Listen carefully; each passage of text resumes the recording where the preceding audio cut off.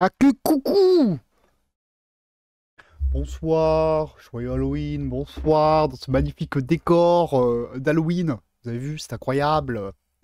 J'ai fait un effort.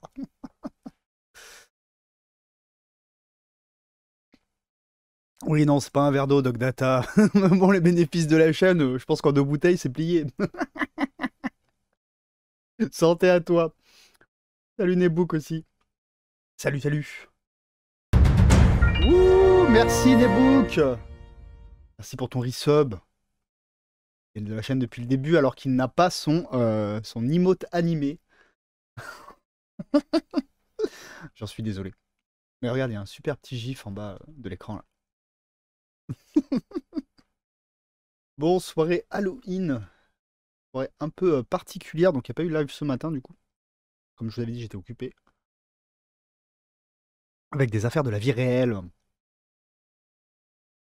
T'aimes bien le décor? Des petites citrouilles, hein. Normal, c'est Halloween, hein. Vite fait, hein. Mais c'est rigolo. C'est rigolo comme ça marque le coup. Je sais pas si vous avez lu l'annonce que j'ai fait sur le Facebook, sur le Discord et sur le Insta du programme de la soirée, mais je vais le répéter. D'abord, ce soir, parce que c'est Halloween, ils ont bien choisi leur date et lancé le KS de Forbidden Soul en VO. Donc n'oubliez pas qu'il y a la VF qui va sortir. Donc ça sert à rien de se précipiter si vous désirez avoir la VF. Mais bon, on va aller regarder ça. Il va aller assez vite. Il me semble que la page est assez simple.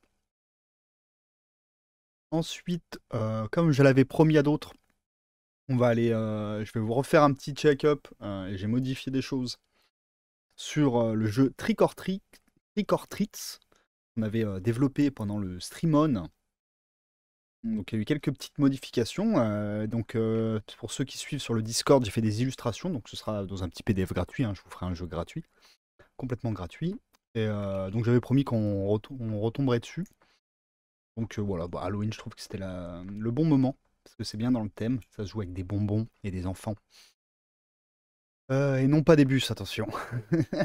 Le jeu dans lequel personne ne peur, je crois, ne meurt, ouais. Ouais, ouais, c'est ça, un jeu que je voulais sans mort et sans réelle violence pour pouvoir jouer avec les enfants. Un peu tout le cœur du projet. C'est pour ça que ça avait plu à certains. Et cette proposition un peu alternative, c'est vrai que c'est pas courant. Donc voilà, on va le développer. Enfin, il est déjà développé en vrai, hein. On va juste en reparler. Ça, je pourrais vous éditer un petit PDF gratos que je foutrai sur le Discord sûrement. Peut-être sur Facebook aussi, on verra. Et puis on finira cette fameuse bande de Forbidden Soul pour finir la soirée en mode kit bash, quoi. Et puis voilà, quoi. Je pense que la soirée est bien remplie comme ça. Et je me suis acheté des bonbons, où il y a des gamins qui passent, mais il n'y a pas un gamin qui est passé sonner à la porte. Du coup, je les bouffe comme un sale.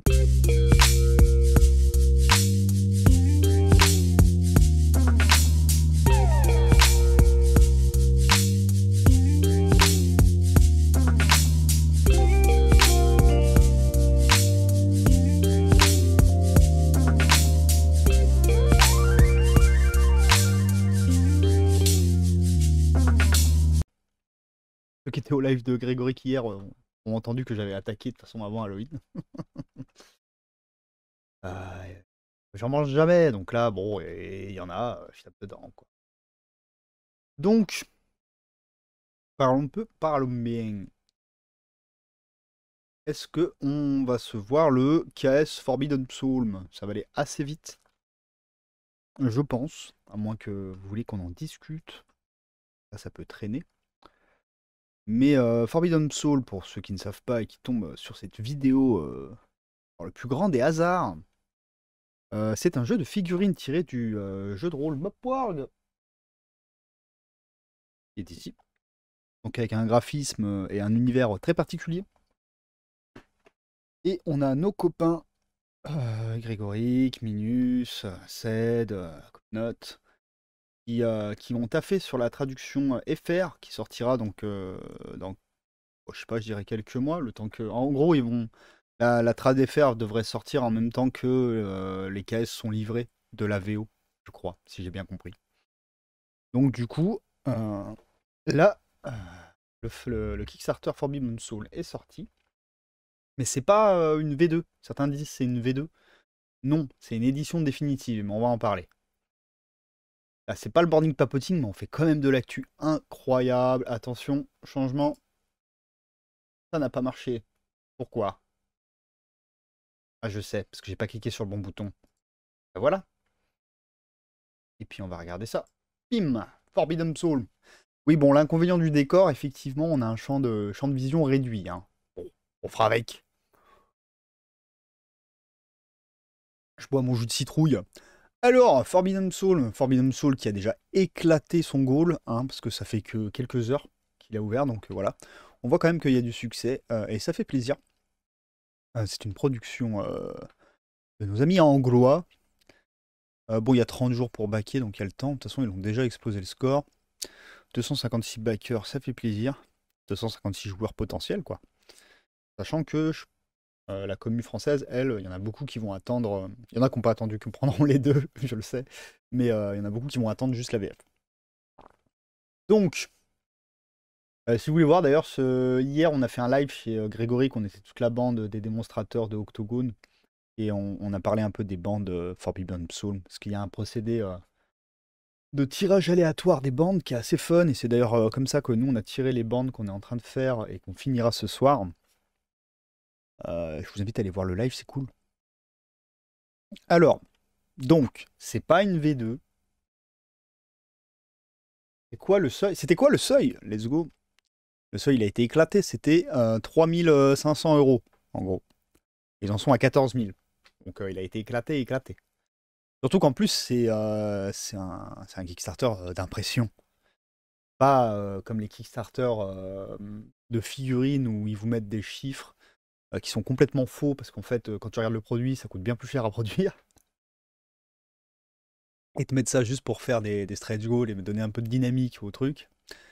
Non, là, je pense que voilà, c'est largement financé. Ah, puis mine de rien, pour un truc super indé, 257 backers, c'est pas mal du tout. Hein. Piou, piou, piou, piou, piou. Donc, ce n'est pas une V2, comme je disais. C'est une édition finale, si vous voulez, avec correction des coquilles, réajustement un petit peu et rééquilibrage comparé à enfin, la première version qui était sortie. Mais en soi, tu peux tout à fait jouer avec quelqu'un qui a la vieille version en papier, et toi avec cette version, sans que non plus ça soit impossible à jouer. Pas, c'est pas comme Warhammer où par exemple, ben, si tu joues en V8 à Warhammer 40 000, tu peux pas jouer avec un mec qui joue en V10 parce que les règles n'ont rien à voir. Là, c'est les mêmes règles, c'est juste qu'il y a eu des petits réajustements. Et dans le livre, en plus, il a été rajouté 2 suppléments. 2 suppléments combinent le core book, donc ce que je vous disais, les règles de base, et puis l'extension In the Footsteps of the Mad Wizard. Ah oui, non, il y a un supplément, excusez-moi. Il y a la fameuse extension In the Footsteps of the Mad Wizard, et ajouté avec le core book, ce qui donne du coup la End Edition, donc cette version définitive. This end is here. Bon, ils disent 28 mm miniature, agnostic game, oui et non. Enfin, dans le sens où vous pouvez jouer du 32, il n'y a pas de problème. Rappelez-vous les figurines que j'ai utilisées, il y a un petit peu de tout. Comme c'est un aspect assez monstrueux, un univers un peu déconnant, on peut s'amuser un peu. On a vu qu'il y avait quand même beaucoup de liberté. Moi, j'ai trouvé ça assez agréable en termes de création. Et la VF, non, ne sort pas en crowdfunding, pas du tout. Elle sortira en achat direct, peut-être par le biais d'un Ulule, peut-être par le biais d'une boutique, ça je sais pas tout à fait. Moi je suis pas dans le. Même si c'est tous mes potes, je suis pas dans le groupe des traducteurs. Donc je sais pas comment ils le sortent exactement, mais ce sera en achat direct, quoi qu'il en soit. Soit ce soit une impression à la demande, soit c'est par une boutique, mais ce sera en achat direct. Et certainement que ce sera prêt quand les backers seront livrés de la VO, je pense, de ce que j'ai compris. Mais donc du coup, non, là, vous pouvez pas réserver votre VF. Si vous backez, vous aurez une VO. Il n'y aura pas de VF avec, il n'y aura pas de changement, il n'y aura rien. C'est indépendant, les deux. Blablabla, on va voir d'ailleurs s'il le dit, ce serait cool. Donc, bon, je vous laisse... vous voulez le lien peut-être? Attendez, je mets le lien. Et rappelez-moi et insultez-moi dans les commentaires si je mets pas le lien dans la VOD. Parce que la VOD devrait être publiée avant la fin du KS en plus. On va regarder aussi s'il y a des trucs intéressants, même si c'est la VO. Est-ce que c'est intéressant pour nous, backers français? À part le fait de la collectionnite, bien sûr. Forbidden Soul, Mazen Time Edition, So What a New Edition. On l'a vu. Donc au total, vous avez à avoir 25 scénarios dans ce bouquin. Ce qui est pas mal du tout.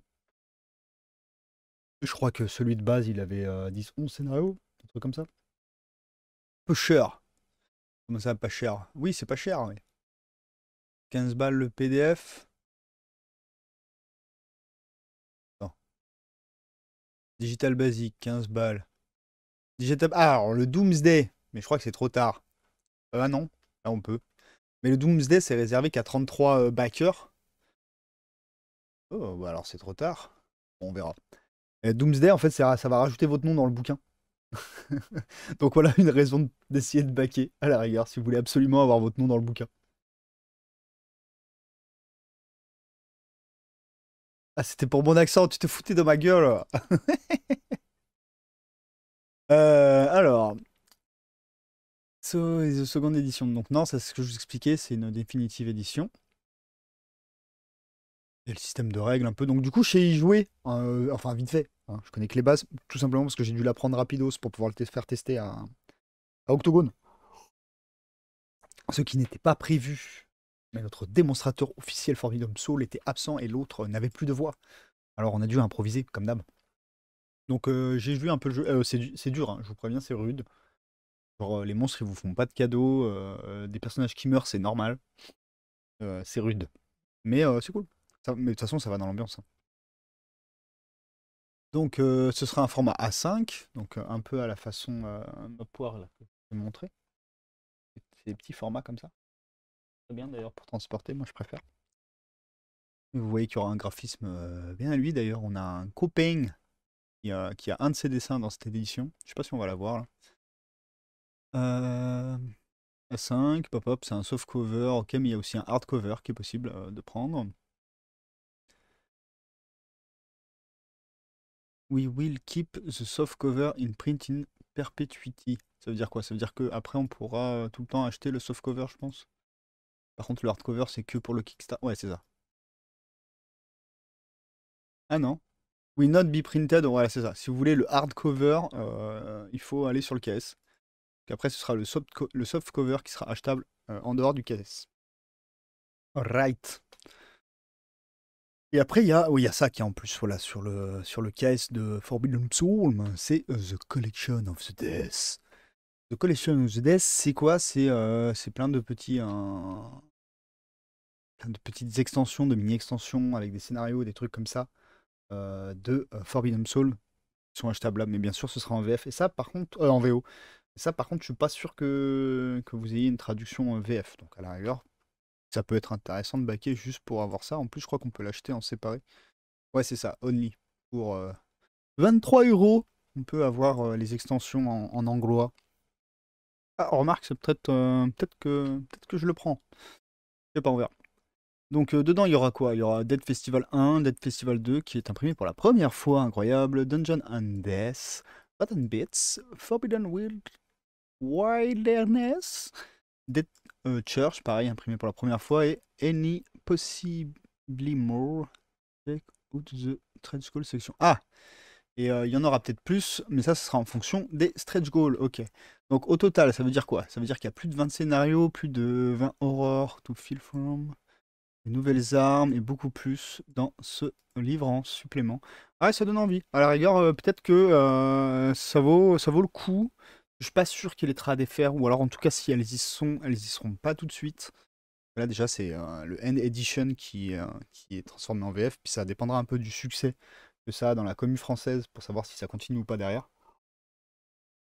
Donc, pour ceux qui veulent aller plus loin dans le jeu et qui n'ont pas peur de l'anglais, ça vaut peut-être le coup de backer juste pour avoir le The Collection of the Death. Maybe. En plus, il y a des stretch goals. Pourquoi pas. Et c'est pas tout. C'est pas tout, c'est pas tout. Qu'est-ce qu'il nous donne en plus? Every physical reward backer, une copy of the Warband Book. Ah, donc une copie du Warband Book. Donc ça permet de vous faire vos bandes. Ça, c'est cool. En petit A5, Formazine, ok. Des Warbands, Log Memorial Record de Lucky Member, ok. Et des quick références, c'est toujours cool d'avoir des petites notes rapides pour jouer. Donc il y a ça en plus dans le KS pour tous ceux qui prennent un pledge physique, pas les PDF, attention. What pledge do I select? Et là, il vous explique tout. Donc en gros, si vous voulez que le PDF de Doom's Book, là ce que je viens de dire avec tous les petits scénarios en plus, vous prenez celui-là. Si vous voulez une copie physique de Doom's Book, si vous voulez enfin de Collection of Death, si vous voulez une copie physique de softcover ou hardcover, enfin bref. Pas très intéressant à vous dire. C'est là qu'il vous explique aussi que c'est limité à 33 backers, mais il y a le Doomsday, ce qui permet d'avoir son nom dans un générateur de noms, je crois d'ailleurs, et dans le bouquin. Mais je crois que ça s'est vite envolé, ça. Bah, de toute façon, quand tu vois le nombre de backers, on va regarder, mais à mon avis. Et les stretch goals. Alors, oh, attendez. On a dit qu'on était à combien? On est à 14 000. Ok, donc on est très très proche du premier stretch goal. Qui est à 20 000. Et qui donnera des digital tokens qui sont imprimables. Donc des tokens à imprimer pour l'activation, les statuts, tout ça. Ouais, bon, ça m'intéresse pas spécialement. À 30 000, des nouveaux digital tokens, mais pour le poison et tout ça, ouais, bon, ça, je m'en fous, en fait. 40 000, enfin, moi, c'est perso, hein, je m'en fous. 40 000, voilà, tu les as en physique. Là, ça commence à devenir intéressant d'avoir le token en physique, pourquoi pas. Mais ça, oui, non, bon, je suis pas hype par les stretch goals, je m'en fous un peu. Ok. Ensuite, who is in your warband? Nanana, nanana. Là, les remerciements, tout ça. Les frais de port, les voici, les voilà. UE entre 14 et 17 livres, ok. Estimate timeline, ça nous intéresse. Le book est already written, designated and layout complete. Oui, donc il est fini le bouquin, ça c'est sûr. Donc il finit le 30 novembre, ce caisse, campagne. Donc vous avez le temps de réfléchir quand même. En décembre, il y a le backer kit. Le pre-order store open, ok. Donc, ok. Digital 5, vous les avez pour Noël, pour le 24 décembre. En janvier, il y a l'impression. Printing and delivery to physical fulfillment location. Ouais, donc en gros, il date pour le 1er avril que tout le monde est livré, quoi, si j'ai bien compris. Ok, ok, bon, il y a quand même un petit temps à attendre, hein, mais voilà. Fais voir tout ça alors, du coup. Du coup, ouais, si je veux juste le Selection of Death, ce serait pour 23 balles. 23 balles, ouais, ça monte à 30 et quelques balles le fanzine avec les frais de port quand même, hein. C'est pas non plus un cadeau. Mais ça va, c'est cool. Doomsday, là, il y a quoi? Il y a 2 backers. Donc il en reste 31 sur 33. Si, bah, si vous achetez le digital basique plus le Doomsday, c'est bon, vous êtes dans le livre. À moins que ça cumule avec les autres. Softcover basique, ok.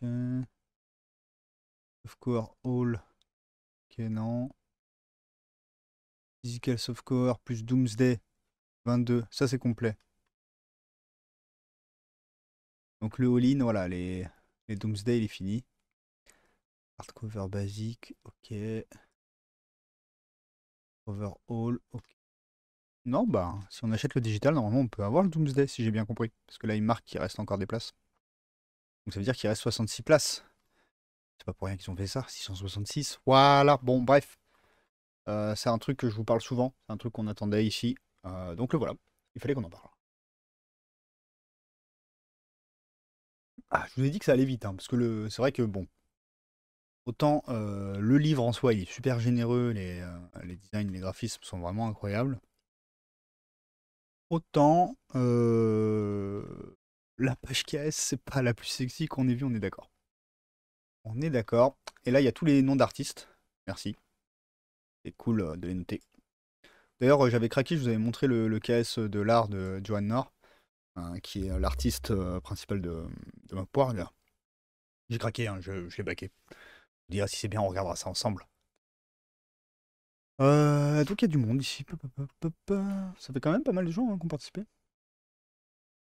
Il y avait un appel à la participation, il me semble, à un moment donné, sur le, merde, il y arrivé, le Discord du jeu. Donc voilà, c'était pour Forbidden Psalm. On va remettre la grosse caméra avec ma petite tête.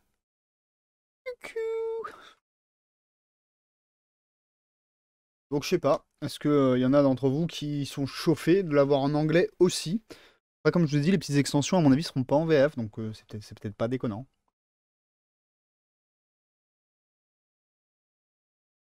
J'ai trouvé intéressant de voir des gammes de figues mettre en avant leur création dédiée à Forbidden Psalm. Ouais, bah ils surfent un peu sur la vague en même temps. Et je pense que ces gammes de figues sont aussi saucées par ce genre de projet. Faut oublier que la plupart des gens dans le milieu, c'est juste des passionnés, donc quand t'es saucé par un truc, tu vas à fond. Mais après, je pense qu'il y a aussi un... On en parlait une fois, je sais plus si on en parlait sur Discord. Il y a aussi un surfage sur la vague, parce qu'il y a quand même une petite mode, on va pas se cacher, des trucs un peu creepy, dark du genre, en figurine qui commencent à se faire, donc un peu de reconnaissance, donc ça vaut le coup aussi pour un créateur de faire des produits dédiés, quoi. Tout le monde a fait les Space Marines, c'est bon, quoi. Ah, c'est Halloween, je m'en des bonbons, hein, je vous préviens. Tu prendras pas, tu attendras la VF. Bah moi aussi pour le core book. Maintenant, c'est vrai que l'extension, je me pose la question. Je sais pas, je verrai. Là, j'ai pas mal de frais à mettre ailleurs. À voir. Après, c'est toujours accessible, je pense, ultérieurement après le KS. Donc, est-ce que je suis pressé? Étant donné que ce KS a été financé, pas forcément besoin de moi aussi y mettre des sous, quoi. Vu qu'en plus, les stretch goals sont pas incroyables. C'est bon. Mettre une pièce histoire de dire j'ai participé. Oh, je sais pas. Par contre, je ne vous ai pas montré, mais on n'a pas parlé pendant les morning papoting, mais j'ai backé un autre truc, ouais, j'ai craqué. En plus, c'est dans le thème d'Halloween, donc c'est bon, ça va. La collectionnite, bah effectivement, regarde. La collectionnite a encore frappé. Pour mon côté. Hum, hum, hum. Attends, je trouve où c'est. Hop, j'ai trouvé. Bim. C'est un jeu qu'on n'a jamais parlé sur la chaîne, c'est vrai. Mais là, il y avait des vampires cool. Donc j'ai craqué. Vous voyez, Manage for Pledge. J'ai donné mes thunes, j'aurais pas dû. Mais bon, là, ça va, ça va, ça va. C'était pas si cher que ça en plus. Il y a des trucs en métal. C'est le résine ou le métal celui-là? Métal, voilà. Ouais, 69 euros. La boîte avec le livre et tout, franchement, c'est deux factions. C'est le prix, quoi.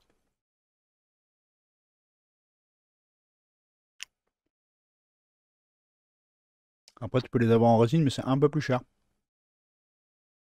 Mais regarde, ces vampires, ils sont trop cool.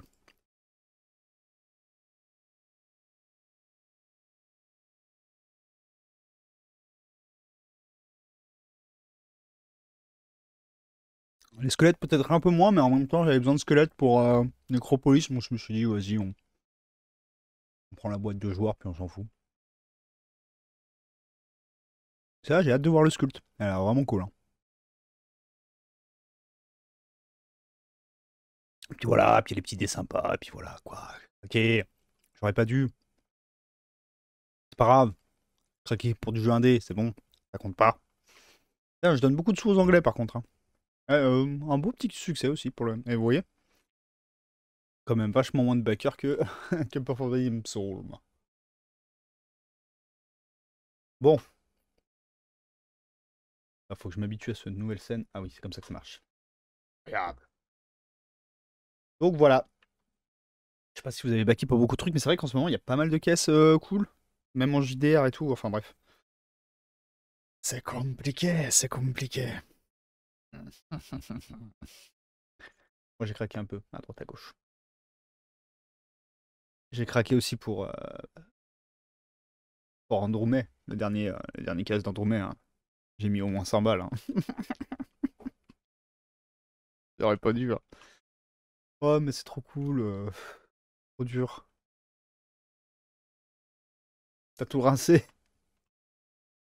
Ouais, ouais, moi j'ai craqué. Il me restait encore un peu de fond, alors j'ai mis dedans. Je vais le regretter. Quelle surprise, on verra bien. Bon, alors ça fait combien de temps qu'on fait ça là? Ça fait même pas 20 minutes, c'était rapide, hein. D'autres caisses? Bon, sinon on peut regarder d'autres caisses vite fait avant de passer à autre chose. Comme ça me fait 2 VOD bien propres. J'aime les VOD bien propres.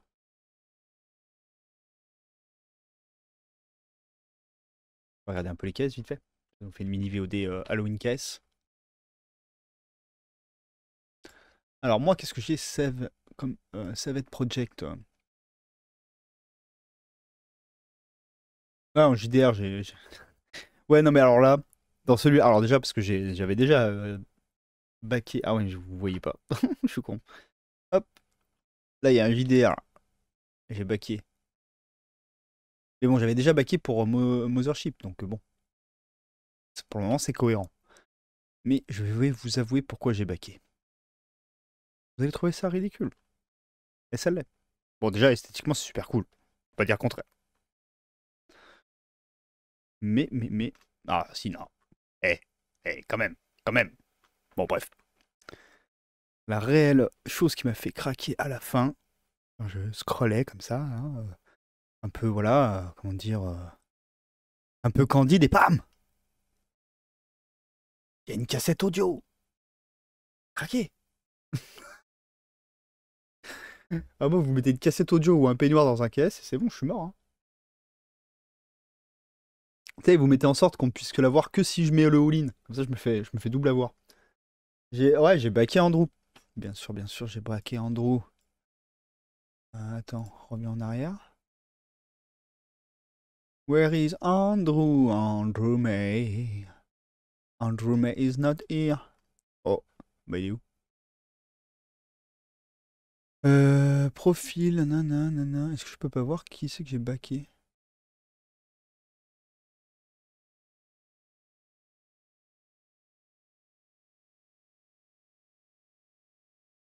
Là, yes. Ah, mais vous voyez combien j'ai backé? C'est honteux. Ah, vous voyez, j'ai backé beaucoup, hein. J'ai abusé. Alors, qu'est-ce que j'ai backé sur Andrew? J'ai pris ça, je crois. Oh, je suis pas sûr. Je sais plus. Je l'ai pris ou pas? Hmm, je suis pas sûr. Ça, c'est sûr, je l'ai pris. Ça, j'ai pris. Je crois même que je l'ai pris en 2 fois. Ça, j'ai hésité longtemps, hein. J'avais vraiment envie. Mais après, je me suis dit, putain, j'ai envie, mais pour 3 figurines en vrai. Donc, puis je me suis calmé parce que ça a monté vraiment trop le prix. Par contre, ça, j'ai pris. Ça, je trouvais ça trop bien. Ouais, non, mais il est trop bien, c'est tout. Il n'y a pas de. Voilà. Pas de négociation, je l'ai pris. J'ai pris quoi d'autre? Je sais plus si je l'ai pris, ça, parce que j'en avais vraiment très envie, ça aussi, hein. Mais je suis pas sûr de l'avoir pris, je me rappelle plus. Et j'ai pris plein de comme ça, parce que j'y trouve trop mignon. Pas plein, j'en ai pris 2 ou 3. C'est la mode, la cassette rouge, bah c'est la mode, la cassette. Mais moi, ça fait longtemps que je craque sur les cassettes. J'ai même une machine et des cassettes vierges pour pouvoir faire enregistrer des albums sur les cassettes. Mais bon, je l'ai dit, hein. Ça fait longtemps, j'ai dit les cassettes, ça va revenir à la mode et tout, et ça revient doucement. Alors bien sûr, ça tapera jamais aussi fort que le vinyle. Mais voilà. Bon, j'ai craqué sur du JDR. Ouais, c'est ça que je vous disais, Art by North, là, j'ai craqué. Nord. Pourquoi je dis North? Campaign. Voilà. C'est le genre d'illustration que vous retrouvez dans Mopwarg et dans Forbidden Soul, du coup, vous avez dans le même délire. Et ça, c'est un peu le artbook de l'illustrateur qui a lancé un peu la Vibes, hein. Et surtout, ce que je kiffe, c'est qu'il a fait des explications de recherche et tout. Enfin, c'est cool, tu vois. Pas juste les dessins, tu vois, ça va un peu plus loin. Donc j'ai hâte de le recevoir, ça aussi. Voilà, puis ça, c'est ce que vous voyez derrière moi et tout. J'en ai quelques-unes. Je les ai pas toutes, hein. Loin de là, Cyborg, j'ai aussi. Bref, je suis grand fan, vous l'aurez compris. Bon, alors, parlons bien. J'avais dit, ah oui, Trick of Trees. Attendez, enlever ce. Là, c'est chaud. Ça, c'est le jus de citrouille, ça chauffe. Ah bon, jus de citrouille, chauffe trop.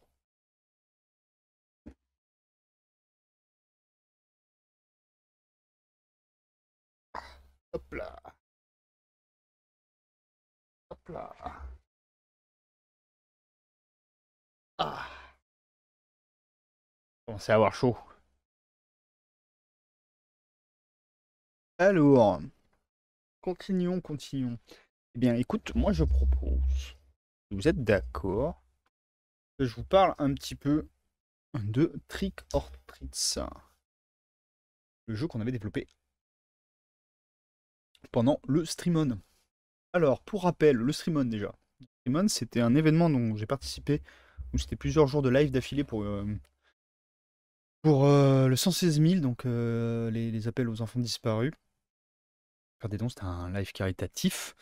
Chacun des dons était envoyé pour le 116 000. Du coup, c'était très cool, on a passé un super moment. Et parmi ce que j'avais fait, donc j'avais fait du kit bashing, j'avais fait des trucs comme ça. Mais j'avais proposé une petite session game design où j'avais proposé un jeu. Et comme on était sur un truc caritatif au niveau des enfants, je me suis dit, tiens, j'aimerais bien faire un jeu où on joue des enfants. Et surtout, je pensais à tous les gens qui suivent la chaîne et que je connais, qui jouent aux figurines et tout, qui sont papa et maman, et qui veulent jouer avec leurs enfants. Alors, ça veut pas dire que je voulais faire un jeu pour les gosses, hein, attention. Faut quand même faire un jeu où on s'amuse. Mais un jeu qui soit accessible pour les gosses, qui puissent jouer avec leurs parents figurinistes. Voilà, c'était un petit peu ça l'idée de base.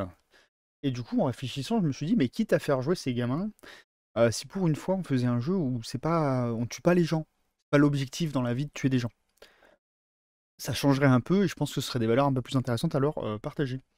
Alors, des valeurs un peu intéressantes, bon, le but du jeu c'est quand même de piquer des bonbons, hein. Et il y a plus ouf comme morale et comme valeur, mais au moins on tue personne. Voilà. Donc j'étais parti sur cette contrainte-là et j'étais parti aussi sur des questions, simplement des questions de ludicité, quoi. Je voulais le truc qui soit vachement ludique pour que les gamins ils s'amusent, ils jouent avec et tout. Donc on avait réfléchi à plein de mécaniques qui rendaient le truc un peu sympa. On était allé piquer à droite à gauche. Et donc l'idée c'était de vous faire un jeu gratuit. Et en soi les règles sont plutôt fixes, plutôt finies. J'ai changé 2-3 trucs quand même entre temps depuis le stream on qui date de avant cet été. Parce que je me suis reposé d'autres questions. Maintenant c'est vrai qu'il faudrait le playtest. Et puis l'idée que je pensais faire avec ce jeu, c'était que ben, à chaque fois qu'on fait des petits événements un peu spéciaux comme ça, avec une thématique là comme celle-là, c'est Halloween, on pourrait voir à Noël, c'est s'amuser à chaque fois à inventer des petites extensions à rajouter à ce jeu. Pareil, encore une fois, gratuitement, que je mettrai à disposition et ceux qui aiment bien le jeu qui puissent continuer et que le jeu vive d'une certaine manière. Voilà. Donc quand je dis extension, c'est pas la folie, hein. L'extension c'est un monstre et 3 persos, quoi, en gros. Un peu ça l'idée. Alors, donc c'était Ostrimon. Bam. Donc vous pouvez aller sur ma chaîne YouTube. Dans la description, si vous regardez la VOD, c'est que vous y êtes déjà. Et si vous êtes sur la rediff de Twitch, dans ma description, il y a mon YouTube. Euh, on va dans playlist. Allez, let's go, playlist. Et ça va être, il doit y avoir une. Ouais, Stream on for Kids. Normalement, je vous ai coupé le son. Comptez. Pas du tout. Et hop, c'est bon. Alors, dans cette playlist incroyable.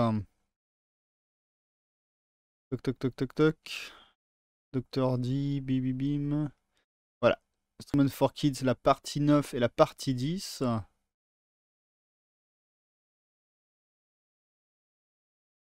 Voilà, on était en train de développer l'idée du jeu, être en grand. Donc là, vous pouvez voir un peu, je balance mes premières idées, j'écris, je fais vraiment ça en live, hein. C'était vraiment pas développé. Quand j'ai proposé le truc en live, c'était fait exprès d'ailleurs. C'est développé au fil de live, puis maintenant, même si j'ai pas fait de live pour en parler, je suis un peu plus calé sur ce que je voulais. vis-à-vis de ça. Hop. Donc, qu'est-ce qu'on avait marqué? Forky, un jeu de figurines, on est d'accord. En jeu, on part sur un multijoueur 3 joueurs avec des équipes de 2 figurines. Alors oui, ça a changé. Ça a déjà le premier truc, je te dis que ça a changé. Ouais, ça a changé dans le sens où maintenant on peut jouer de 2 à 4. C'est pas juste 3 joueurs obligatoires. Parce que j'ai pensé aussi, ben, quand t'es que toi et ton gun, bah c'est con, tu peux pas y jouer. Donc on peut jouer de 2 à 4. Si t'as plusieurs guns aussi. Et c'est pas forcément des équipes de 2 figurines. Je vous en reparlerai plus tard, mais on peut monter de 2, 3 ou 4 figurines. Voilà. Un jeu rapide et fun, ça on a gardé l'idée. On a gardé l'idée. Le matériel, 6 figurines de kit, bah non. Du coup on peut en avoir plus. Hein, parce qu'on peut jouer jusqu'à 4 figurines par équipe.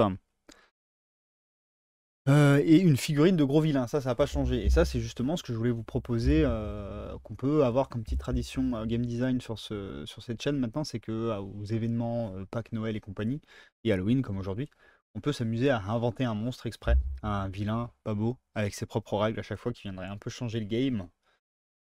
Puis inventer, vous allez voir des nouvelles règles de décor ou des nouveaux personnages, rajouter des petits trucs en plus, mais qui viennent pas changer le jeu fondamentalement. Qui viennent juste rajouter, redonner un petit coup de peps à l'expérience. Et après ça a changé. Très important. J'avais marqué, parce que j'étais à fond dans ce délire-là à cause de Arena, j'avais marqué que je voulais utiliser un jeu de cartes classique, donc un 54 cartes avec les jokers. J'aime toujours l'idée, hein, et l'idée m'était venue parce que bon, déjà j'aime bien jouer avec ça, mais je trouvais ça plus ludique. Il y avait la question des couleurs qui me servait en plus dans le game design du jeu. Et aussi, je voulais qu'on utilise, ça c'est une idée qui a été prise à Cobalt et Cobblestone, que la mesure, pas besoin d'un mètre, je trouvais ça plus ludique avec les gamins de pouvoir jouer. En fait, tu mesures tes distances avec ta carte en fait. Donc le grand côté, le petit côté. Donc, let's go, on garde cette idée. Let's go, cette idée, je l'aime bien. Sauf que j'ai réfléchi à quelque chose de plus ludique.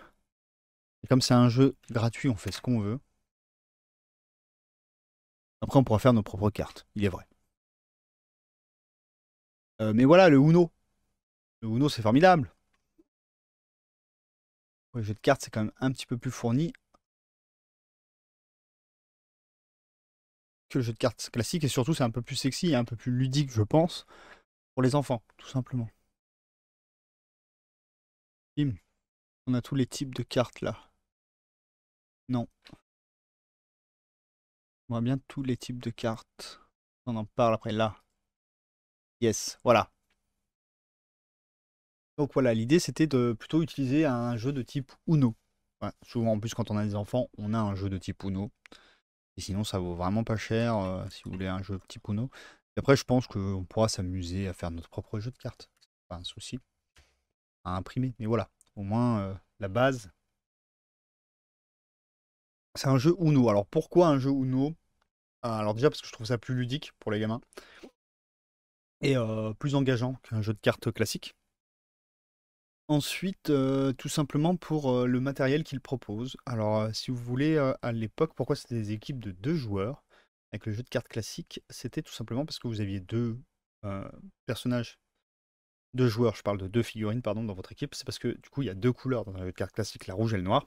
Et en gros, en fonction de la carte que vous utilisiez, si elle était rouge, vous jouiez le personnage rouge, si elle était noire, vous jouiez le personnage noir. Puis après, avec les figures, vous pouviez jouer le méchant. Le méchant est une sorte de PNJ, mais qui est contrôlé par les joueurs. Il se renvoie la balle un peu, il envoie embêter les autres. Et ben du coup, le Uno, lui, il a 4 couleurs. Jaune, bleu, vert et rouge. Donc du coup, ça fait qu'on peut avoir des équipes de 4. Et si on a des équipes de 2, c'est très simple. Comment on fait avec des équipes de 2?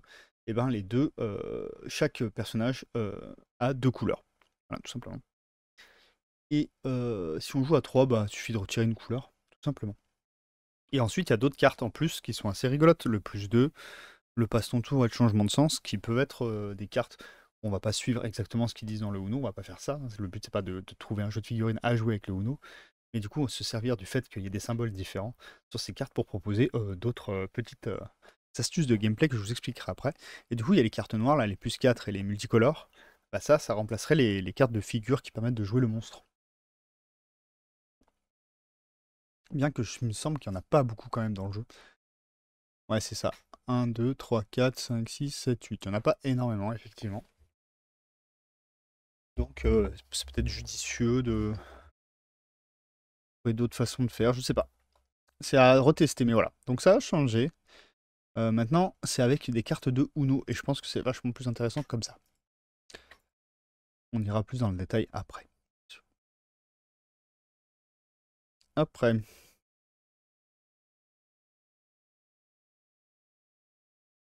On avait mis point d'interrogation pour les dés, ben c'est définitif, il n'y a pas de dés. Hein. Il n'y a pas de dés. Plateau de 30 par 30. C'était un tout petit plateau. L'idée était que c'était un tout petit plateau. Et du coup, vu que j'ai agrandi les tailles d'équipe, j'étais pas trop convaincu du tout petit plateau, mais en même temps, je voulais vraiment pas un plateau de 60 par 60. Je trouvais ça ridicule parce que ça est censé représenter plutôt une pièce, pas une maison sur 4 étages. Donc, du coup, ça marchait pas trop 60 par 60 et 30 par 30, c'est peut-être un peu petit.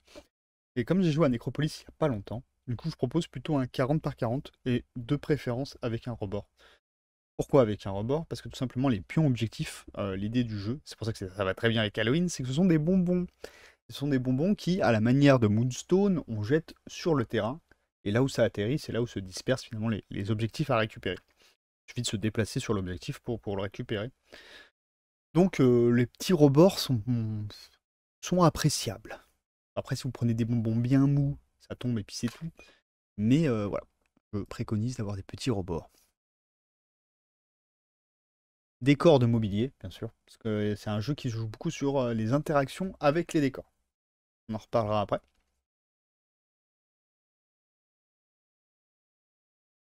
Et puis objectif, c'est ce que je vous disais, c'est les bonbons.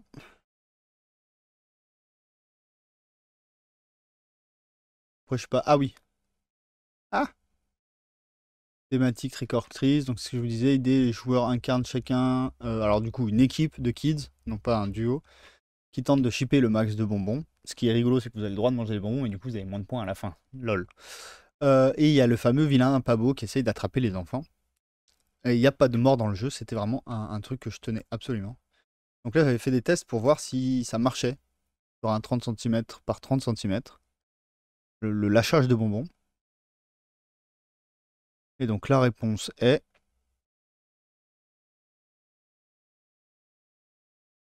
pas trop mal, mais plutôt les bonbons mous.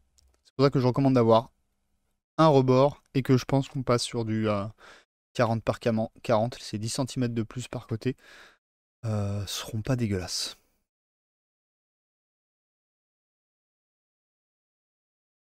Les jeux de cartes, mais on s'en fout.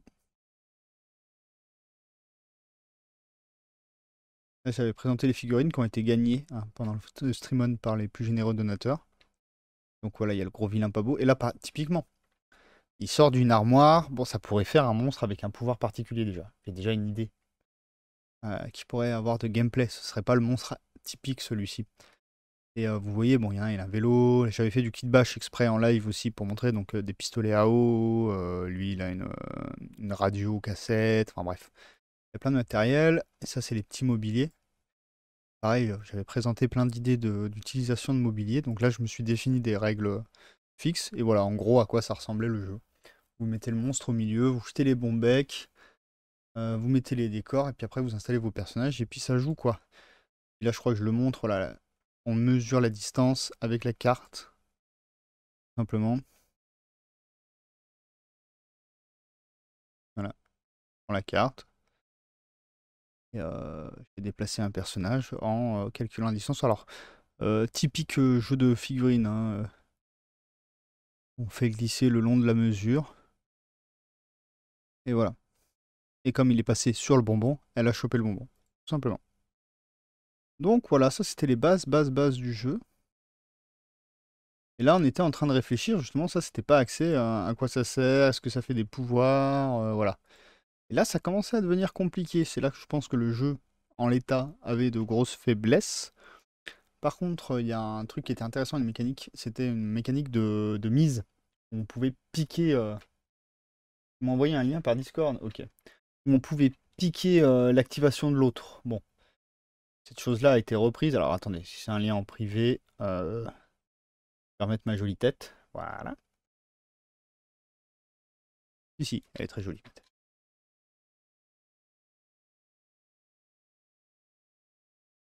Tu m'as envoyé un Instagram. Ok, bah on regardera quand on regardera tous les Instagram alors. Mais ok, c'est cool, je note.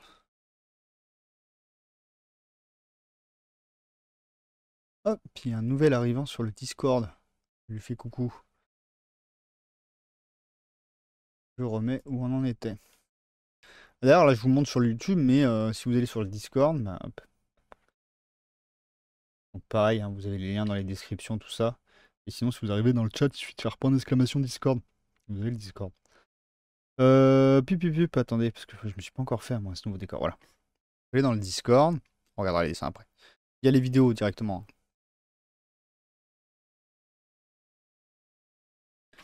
J'ai remis les vidéos.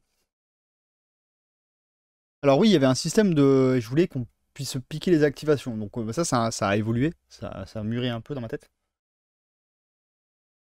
Mais il y a toujours un système de surenchère. Je vous explique bien sûr tout ça après.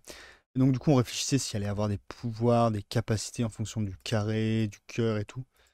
Voilà, mais ça prenait un peu de complexité, je pense, qu'avec le jeu de Uno. C'est le même principe, c'est le même plaisir de jeu. C'est la même idée, mais c'est beaucoup plus simple, beaucoup plus accessible, beaucoup plus rapide et instinctif, je pense. Alors là, on avait fait des tests, je crois que c'est Dogdata d'ailleurs qui avait donné l'idée, est-ce que c'est possible de jouer par zone, pour relâcher des bonbons et tout. Pareil, il y a des idées qui se sont développées entre-temps, et moi j'en ai sélectionné certaines. Rip-hop des bonbons, on avait mis l'hypothèse, voilà. Enfin, on avait essayé de plein de trucs. Les batailles de Shifumi, on avait parlé de peut-être reprendre des idées de jeux d'enfants et tout.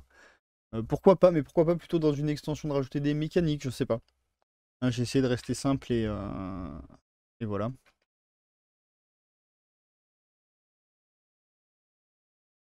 Hein, des règles associées, tout ça, tout ça, tout ça. Un dé pour l'aléatoire des compétences, point d'interrogation. Voilà, il y avait eu des idées qui avaient été émises. Ensuite, il y a une deuxième vidéo où je rédige un peu les lettres. Les lettres, les règles. Donc c'est un peu tout ce qu'on avait dit dans la session d'avant. Après, je vous avoue que c'est la fin du stream on, donc si vous allez voir la vidéo, vous allez voir, mais je suis complètement éclaté. Et donc du coup, je commence à me lasser un peu de cet exercice. On avait listé un peu tous les objets qu'on pouvait trouver. On avait listé des décors pour voir si on pouvait trouver des idées d'interaction. On avait fait pas mal de trucs comme ça. Et au final, je crois que j'étais j'étais juste en train de mettre en page. Simplement. Les idées qui avaient été marquées. Mais du coup, ça a changé. Et oui. Boum. Boum.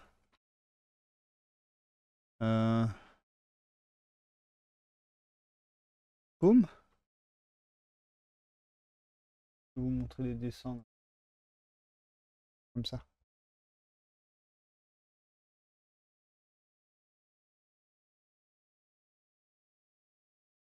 Par contre, Coco, t'es pas dans le bon sens. Hein. Voilà. On va être comme ça. Donc, en résumé, tous les changements, tout ça, tout ça, tout ça. Où on en est, qu'est-ce qu'on fait? Donc, c'est un jeu de figurines qui se joue en affrontement, bien sûr. Pas de coop, pas de solo, désolé, c'est pas l'idée. L'idée, c'est de jouer avec vos guns.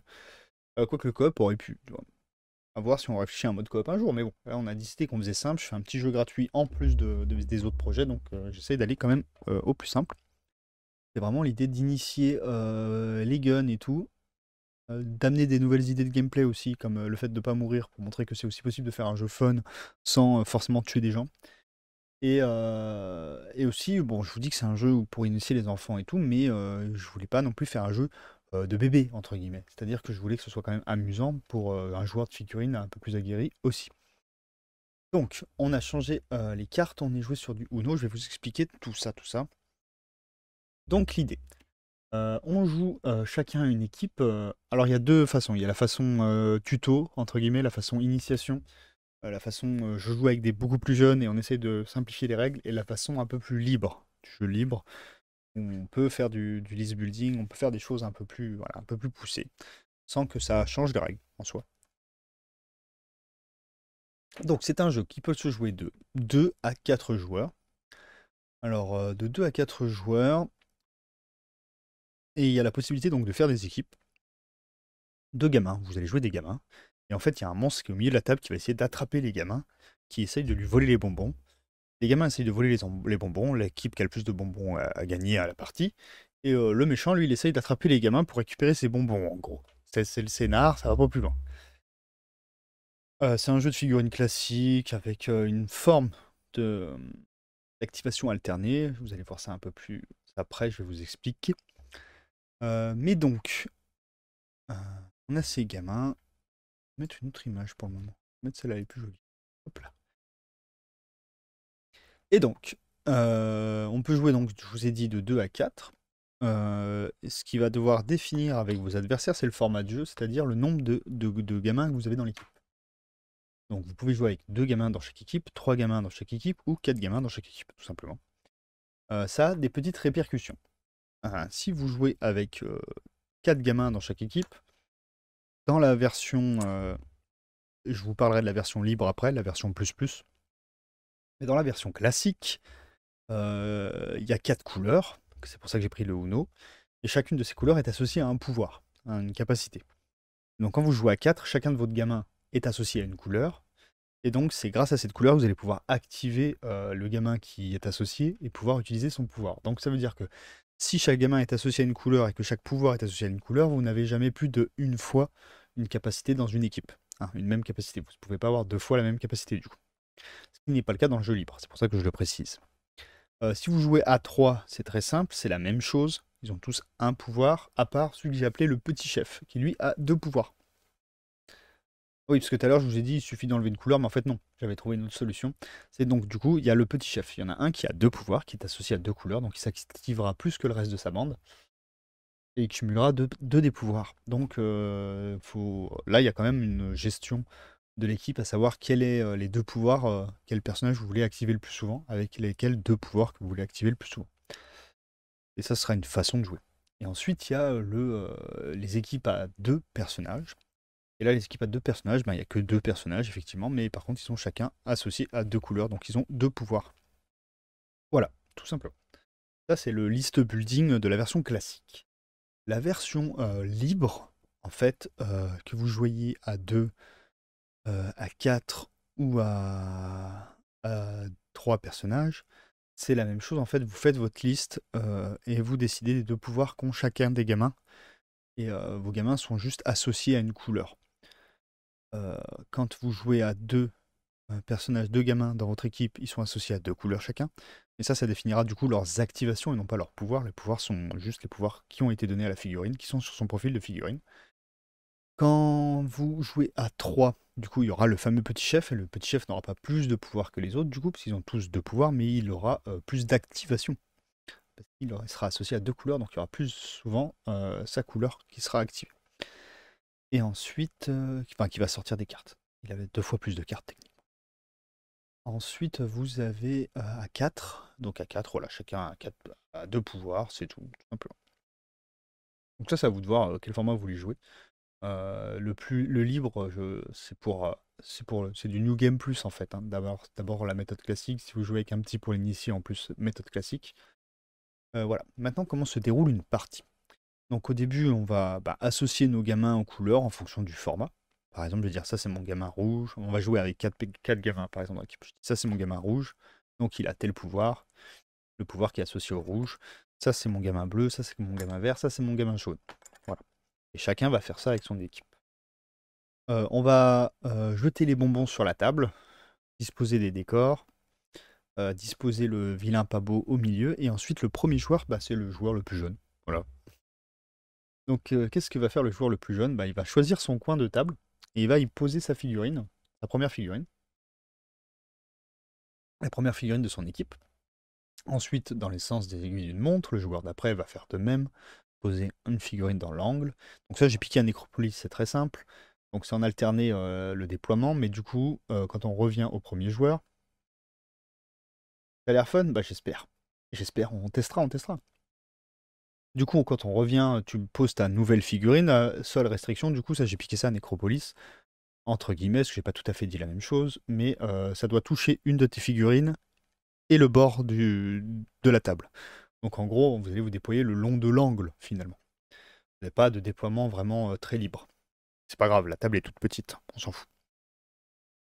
Et après, pareil, ça va se jouer en activation alternée, ou... enfin, pas vraiment. Ça va se jouer chacun son tour. Donc le premier joueur va jouer, et qu'est-ce qu'il va faire? D'abord, ah oui, j'ai oublié, on aura une main de 5 cartes, tous les joueurs.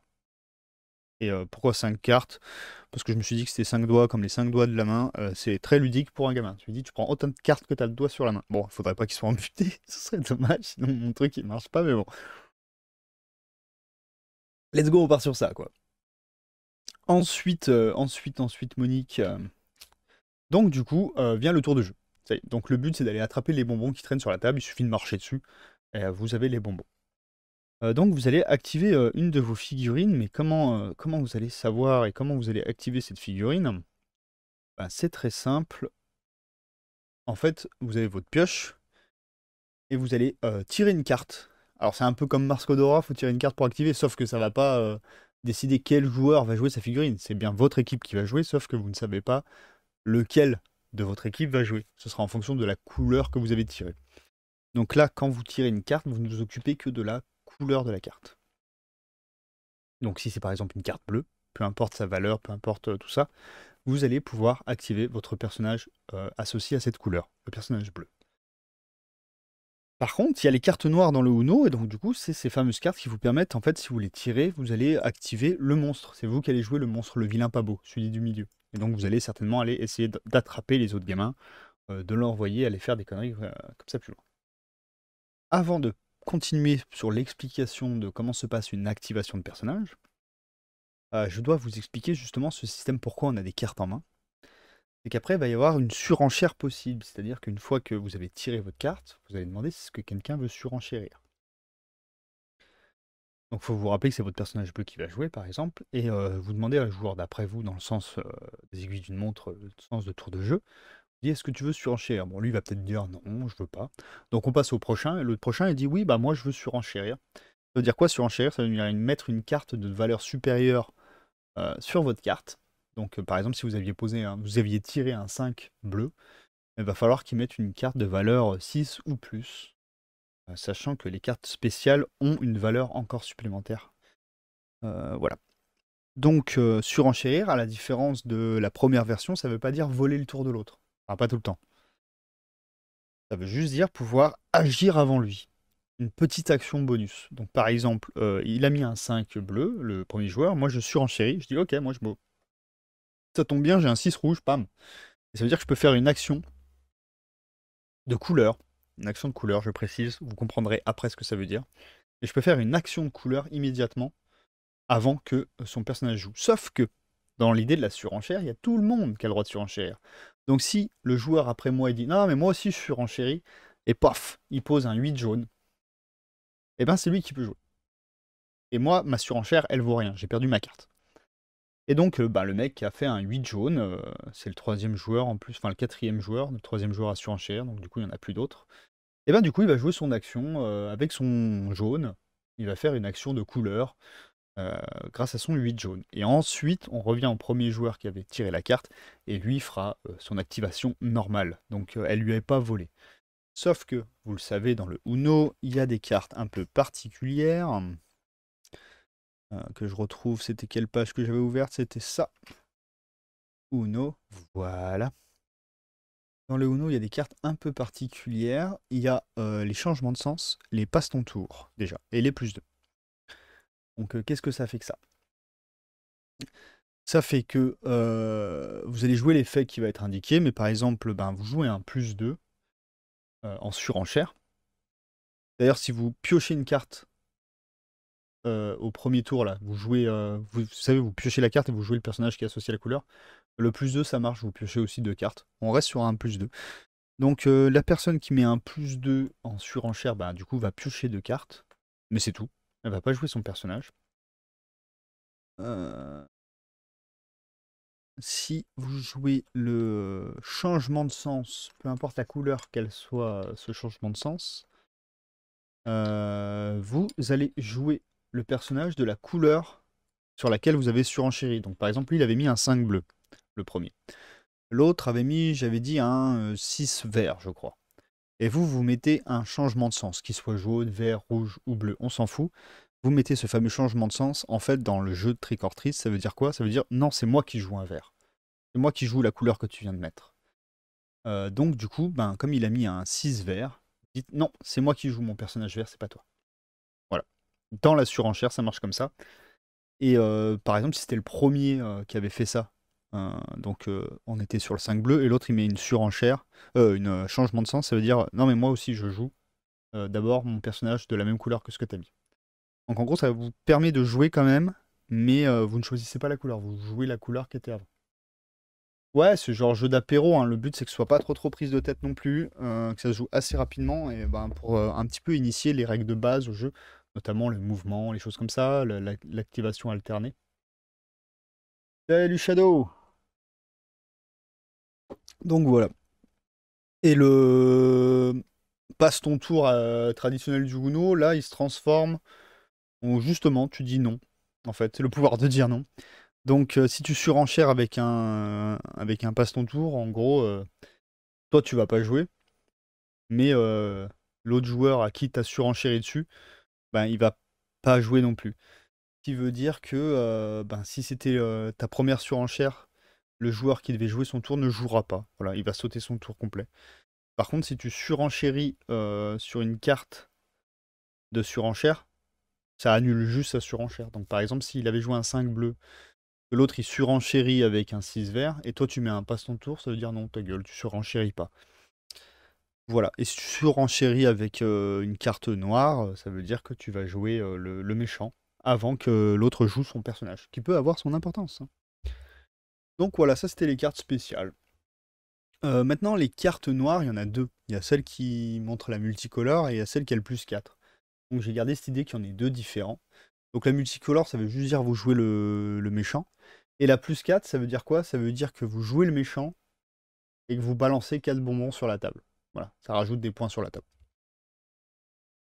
D'ailleurs, j'ai pas défini combien il y avait de bonbons qui se lançaient au début de partie. Ça pourrait être intéressant de se le demander. C'est vrai que je viens de m'en rendre compte. Donc voilà. Ça, c'est pour les activations. Donc maintenant, comment se passe une activation de personnage? Eh bien, une activation de personnage, c'est simple, il a deux actions. Il a l'action de personnage basique et l'action de couleur. Il a droit d'en faire une seule de chaque catégorie. Mais il a deux actions. Donc quand vous l'activez, qu'est-ce qui se passe? Du coup, en action générique, il a droit de se déplacer, simplement. Et je sais pas si j'en avais mis une autre. Déplacer et peut-être interaction avec le décor. Donc vous pouvez faire ça. Et après, vous avez une deuxième action qui se joue après. La première action, c'est dans cet ordre-là qu'il faut la jouer.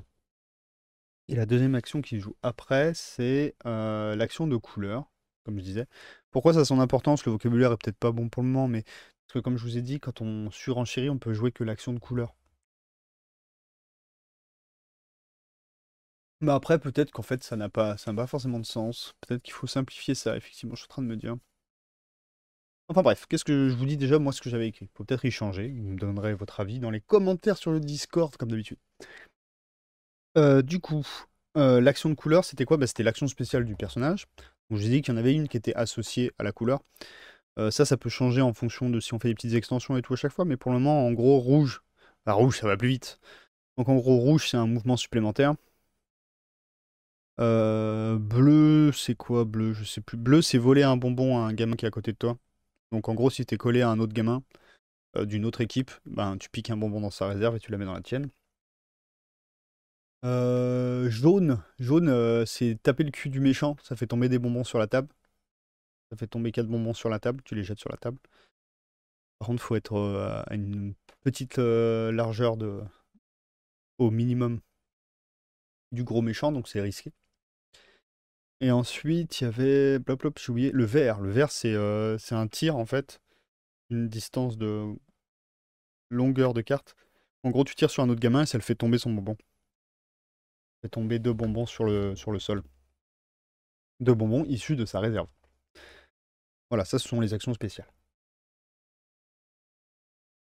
Et ensuite, il y avait la course que tout le monde a. C'est en gros, c'est un deuxième mouvement. Si t'as pas le pouvoir spécial du mouvement supplémentaire, c'est un deuxième mouvement, mais ça te fait faire tomber un bonbon. Parce qu'à courir, tu fais tomber les bonbons. J'avais pensé à ça, mais maintenant on peut l'enlever. En fait, c'est vrai qu'on n'est pas obligé, hein. On pourrait faire juste un pool d'actions. Ouais, je pense que je vais faire ça, je vais simplifier. Donc en gros, quand surenchérit ou pas, on peut soit se déplacer, on a 2 actions par tour. Non, on a un mouvement et une action spéciale par tour. Non, si, c'est ça. Un mouvement et une action spéciale et une action par tour. Donc ça peut être interaction avec le décor ou l'action de couleur. Et quand on surenchérit, ben, on n'a pas le droit au mouvement, on a le droit à une action. Donc ben, ça peut être un mouvement si ton pouvoir, justement, c'est le mouvement supplémentaire. Ouais, on va faire ça comme ça. Ça donne vraiment un avantage au fait d'avoir ce personnage qui peut faire un mouvement supplémentaire. Quoique, ça peut être pas mal de mettre un mouvement pour tout le monde, en gros, pour les chipper le bonbon, je sais pas, à voir. Dites-moi ce que vous en pensez. Ceux que ça intéresse le jeu. Comment ça va? Bah écoute, ça va, hein. Soirée Halloween, là. Là, je réexplique un des jeux que j'ai redéveloppé un peu plus loin, c'est celui qu'on avait inventé pendant le stream-on. Et du coup, j'ai fait des dessins, comme tu peux le voir. J'ai illustré un petit PDF. Qui sera en accès... qui sera en accès gratuit. Je joue à côté, mais y a pas de souci, mon gars. Tu fais ce que tu veux, hein. Pop. Donc ça, je vous ai dit, donc les pouvoirs. 4 couleurs, 4 pouvoirs. Et j'ai mis dans le mode libre, j'ai mis 2 autres pouvoirs, histoire de rendre le truc un peu plus fun dans le list building. Donc il y a un autre pouvoir, c'est le brouhaha. C'est en gros, tu attires le monstre vers toi, c'est un contrôle du monstre. En gros, tu fais du bruit, le gamin fait du bruit, ça attire l'attention du monstre, hein. C'est comme ça que ça se justifie. Et j'avais fait un autre pouvoir. C'est quoi? Je sais plus. J'avais un autre pouvoir, mais j'ai oublié. Bref. Voilà, mais après, il peut y avoir plein de nouveaux pouvoirs inventés avec des extensions potentielles, hein, voilà quoi. Ah, quand je vous dis des extensions, je sais pas si j'ai mis le dessin là ou pas, oui. Vous voyez, là, Halloween, on peut à chaque fois inventer un petit costume, à chaque Halloween, inventer 3-4 costumes différents qui apportent des nouveaux pouvoirs. Ça peut être marrant. Ensuite, les interactions de décors, ça c'est important. Les interactions de décors, donc il n'y a pas 1000 types de décors. Il y a le décor, la table. En fait, la table, vous mettez votre figurine sur la table, ça veut dire qu'elle est sous la table. Et en gros, vous êtes caché. C'est-à-dire que le monstre ne peut pas vous attraper. J'expliquerai après comment le monstre marche précisément. Vous avez la cachette. Alors la cachette, ça peut être une armoire, ça peut être un frigo, même si c'est pas recommandé dans la vraie vie. Mais ça peut être tout ce que le gamin peut rentrer à l'intérieur, un coffre. En fait, la cachette, c'est un pouvoir un peu particulier, car tout le monde sait, les armoires ont un pouvoir magique de téléportation, un Narnia. Donc en gros, en fait, vous retirez votre figurine de la table quand vous interagissez avec ce décor. Donc c'est une action, interagir avec le décor. Vous retirez la figurine de la table, et quand ce sera à votre tour de jouer cette figurine, vous pouvez... Enfin, c'est une deuxième action, et vous pouvez la faire réapparaître sur la table, mais à n'importe quel endroit où il y a un décor cachette. C'est-à-dire que vous pouvez rentrer dans une armoire qui est tout au fond à gauche, et ressortir par une armoire qui est tout devant à droite. Il n'y a pas de problème. Il y a un espèce de lien magique, voilà. Un truc un peu rigolo, un peu cartoon. Il y a le lit. Le lit, tu peux te cacher si tu te mets dessus. En fait, ça veut dire que tu es dessous. Ou alors tu peux sauter. C'est-à-dire que tu interagis avec, ça te permet de faire un mouvement supplémentaire. Étant donné qu'on a accès qu'à un seul mouvement par tour, c'est une technique pour avoir plusieurs mouvements. Et surtout, ça te permet d'ignorer les décors quand tu fais un mouvement de saut. Et on ne fait des mouvements de saut que par interaction de décors. Et donc, du coup, par exemple, les canapés ou les trampolines, c'est pareil. Vous avez une action d'interaction de saut. Ça vous permet de sauter et d'ignorer les décors, les personnages et même le méchant. Incroyable. Et par exemple, dans une extension, pour avoir un méchant où on peut pas sauter par-dessus, sinon il t'attrape. Comme le méchant qu'on a vu, la figurine que je vous ai montré tout à l'heure, est dans une armoire, on peut avoir un méchant qui arrive à se téléporter par les armoires. Il y a quoi? Il y a l'objet bruyant, donc une télé, une radio, un coussin péteur, n'importe. Ça, vous interagissez avec et ça fait le pouvoir brouhaha. Donc en gros, le monstre se dirige en direction de ça. Vous avez les petits objets, vous pouvez les jeter sur le monstre, ça lui fait perdre des bonbons. Ou alors vous pouvez le jeter sur un autre joueur et ça lui fait perdre des bonbons, tout comme la capacité de tir. Sauf que la capacité de tir ne marche que sur les autres joueurs. Là, ça marche sur les autres joueurs et le monstre. Vous avez le petit mobilier, chaises et compagnie. Où là, vous pouvez les pousser. Et si ça fait des ricochets, c'est-à-dire que si vous poussez sur un personnage, bah, ça pousse le personnage. Si le personnage atterrit contre un autre petit mobilier, ça continue à pousser le petit mobilier, etc., etc. Et ça fait tomber des bonbons, bien évidemment. Y compris sur le monstre, d'ailleurs. Le petit mobilier, les petits objets, j'ai dit. Le gros mobilier. Alors là, c'est juste un truc, il est gros, il est chiant, il n'y a pas d'interaction avec. Ça vous empêche juste de passer, genre une commode. Les tables, j'ai dit. Petit mobilier, nanana, bah voilà. Après, on pourra avoir d'autres objets, mais ça, ce sont les objets de base qui vous permettront de commencer à jouer. On pourrait penser à des pièges, des trucs comme ça pourrait être fun. Mais pour le moment, il n'y a pas. Comment il marche le monstre? Donc, quand je vous expliquais, c'est quoi? Soit on fait une surenchère avec une carte noire, soit on tire une carte noire. Et ça fait jouer le monstre. Alors, le monstre, en gros, vous pouvez le déplacer quand vous le jouez. Et s'il arrive au contact d'un gosse, automatiquement, il le secoue. Donc, il fait tomber les bonbons qu'il a sur lui. Tous les bonbons de son équipe se retombent sur la table. Et il balance le gosse. Voilà. Donc, vous pushez le gosse à une distance de carte. Voilà ce que fait le monstre. Donc, en gros, l'idée, c'est d'arriver à soit pousser les enfants contre le monstre, les enfants adverses contre le monstre, comme ça ils les secouent, ils perdent tous leurs bonbons, soit d'arriver à déplacer le monstre jusqu'aux enfants. Et par exemple, avec le pouvoir brouhaha, si entre vous il y a un personnage, un autre enfant d'une autre équipe et que vous faites brouhaha et que le monstre se dirige vers vous, s'il touche l'autre enfant avant, bah, c'est lui qui secoue. Voilà comment ça marche le monstre, tout simplement. Et c'est tout en fait. Voilà. C'est vraiment, je vous ai dit, hein, c'est léger. C'est très très léger comme game design, c'est très léger comme gameplay. Et c'était un petit peu la volonté de base, hein. C'était que le truc soit pas forcément trop compliqué. Maintenant, c'est à développer. Je pense que ça peut se développer avec des extensions. Donc voilà, je sais qu'on va pas forcément faire ça ce soir. Je vous propose à ceux que ça intéresse ce projet-là de me le dire déjà, que je sache s'il faut que je fasse des PDF, tout ça, machin et tout. Si ça intéresse personne, je vais pas m'emmerder à faire le PDF. Vous vous doutez bien. Et aussi,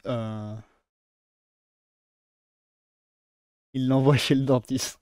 Bah, tu vois, ça pourrait être un monstre, le dentiste, qui a un pouvoir un peu particulier avec ça. En fait, j'ai fait exprès de pas trop caractériser la compétence du monstre pour qu'on s'amuse à chaque fois à mettre une petite différence qui vient donner de la personnalité au nouveau monstre qu'on crée, tu vois. Voilà. Donc là, c'est vraiment un monstre, juste il attrape, il secoue. Mais après, on pourra s'amuser à faire d'autres trucs. Et donc, voilà, comment je vous propose justement? Je vous propose de voter sur le Discord, sur le Facebook, dans les commentaires YouTube, où vous voulez donner, dites moi si ça vous plaît, si vous avez des idées. Et donc la proposition, alors déjà si vous avez des idées, si vous voulez tester le jeu et tout ça, dites-le moi. Déjà pour le jeu de base, c'est cool de le savoir.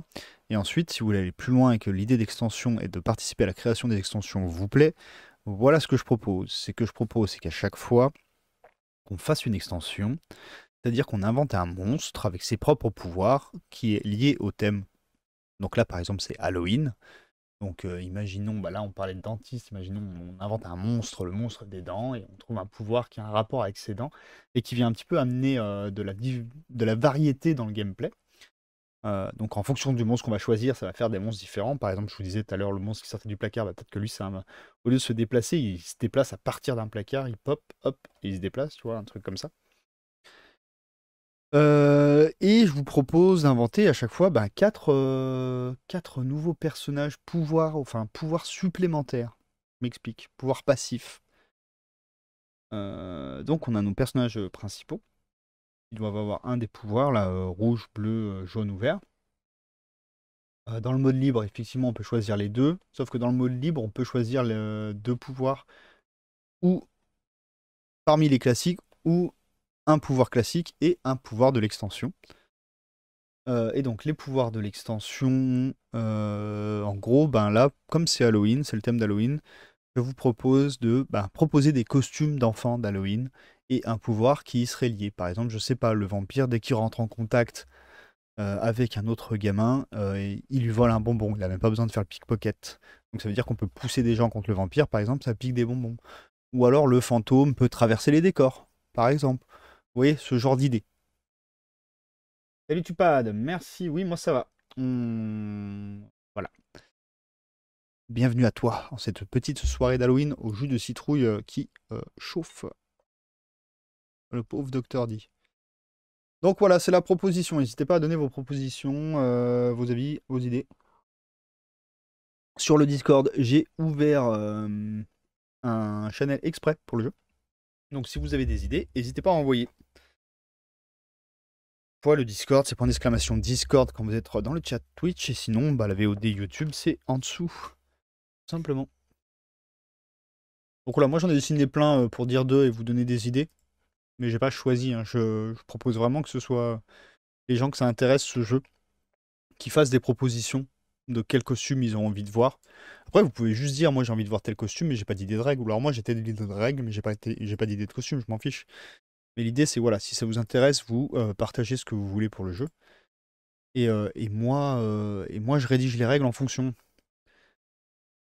Mais je rédige pas les règles si personne demande une nouvelle extension, quoi. En gros, c'est ça l'idée.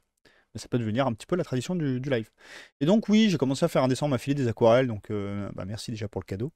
Mais du coup, je me suis amusé à commencer à faire une petite couverture. Je vais vous faire une petite couverture fait main pour le PDF des règles. Donc les règles de base que je viens de vous raconter là, maintenant tout de suite. Du coup, ça, je vous ferai le PDF gratuit.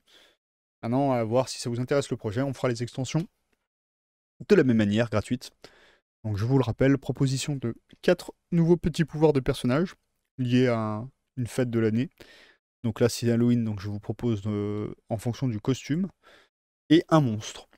Voilà. Laissez libre cours à votre imagination.